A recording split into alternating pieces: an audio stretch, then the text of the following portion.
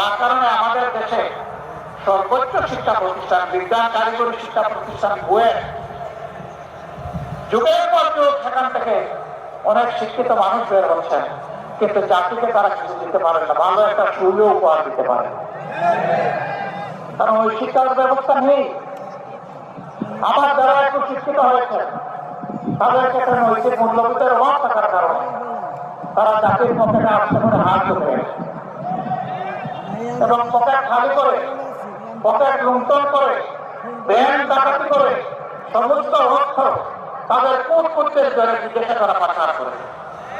15.5 বছরে দেশ থেকে বিদেশে 27 লক্ষ কোটি টাকা পাচার করা হয়েছে।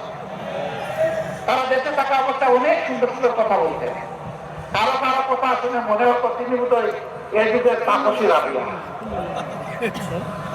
কারো কথা শুনে মনে হতো তিনি বোধহয় হাসান বসু। কিন্তু এখন তারা দেশ থেকে পালিয়ে যাওয়ার পরে, আত্মগোপনে চলে যাওয়ার পরে উপরে হাত করছে, সেখান থেকে দুর্গন্ধ বের হয়ে আসছে, সেখানে অবৈধ সম্পদের খনি বের হয়ে আসছে। সরকারের কাছে আমাদের স্পষ্ট দাবি, এরা যত টাকা জনগণের চুরি করে দেশে কিংবা বিদেশে জমা করেছে, পাচার করেছে, সবগুলো উদ্ধার করে রাষ্ট্রীয় কোষাগারে ফেরত আনতে হবে এবং সেই টাকা দিয়ে জনগণের সুষম উন্নয়ন করতে হবে। আমরা কোনো বৈষম্য চাই না। এই নারায়ণগঞ্জ পুরা জেলাটাই হচ্ছে ইন্ডাস্ট্রিয়াল পার্ক, কিন্তু এখানে নারায়ণগঞ্জ মহানগরী আমির বলে গেলেন এখানে কোনো মেডিকেল কলেজ নাই, কোনো বিশ্ববিদ্যালয় নাই, উচ্চতর কোনো শিক্ষা প্রতিষ্ঠান সরকারি নাই। কেন? 26 লক্ষ মানুষের এই নগরী, প্রায় 40 লক্ষ মানুষের এই জেলা কেন বঞ্চিত হবে?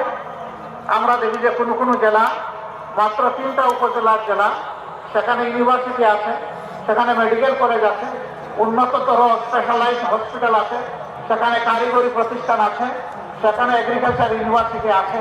3 উপজেলার জেলায় যদি এটা হতে পারে, 40 লক্ষ মানুষ কি অপরাধ করেছে তাদের এখানে হলো না? যারা ঘন্টাদাররা জমিদারে নিয়েছিলেন তারা কি করেছেন? তারা তাদের আপনার কাছ থেকে এগুলো আদায় করেননি কেন? কারণ তাদের ধারণাবাদী ছিল জমিদারি টিকিয়ে রাখা, মানুষের উপর সন্ত্রাস করা এবং চাঁদাবাজি, লুণ্ঠন, দখলদারি চালিয়ে দেওয়া। তারা জনগণকে নিয়ে তাদের কোনো পথ কর্মসূচি ছিল না, পরিকল্পনা ছিল না। সম্মানিত ভাইয়েরা, এটা শুধু নারায়ণগঞ্জের দুর্ভাগ্য নয়, এটা সারা দেশের দুর্ভাগ্য।